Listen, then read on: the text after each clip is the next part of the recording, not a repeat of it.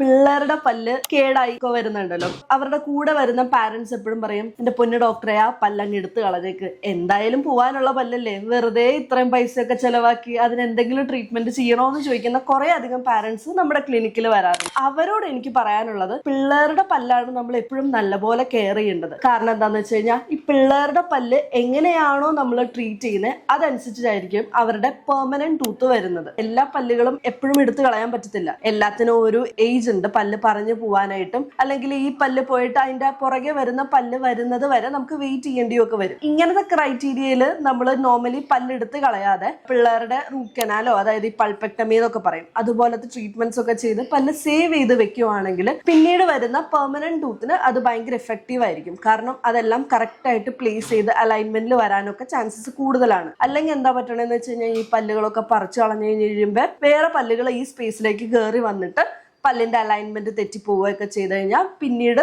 അത് ബ്രാക്കറ്റ്സും അല്ലെങ്കിൽ അലൈനേഴ്സും ഒക്കെ ചെയ്യേണ്ടി വരും. നമ്മൾ ഒരു 500 രൂപയ്ക്കോ 1000 രൂപയ്ക്കോ ചെയ്യേണ്ട ട്രീറ്റ്മെന്റ് കോസ്റ്റ്ലി ആയിട്ട് മാറും. അപ്പൊ എപ്പോഴും പിള്ളേരുടെ പല്ലുകളാണ് കൂടുതലും കെയർ ചെയ്യേണ്ടത്.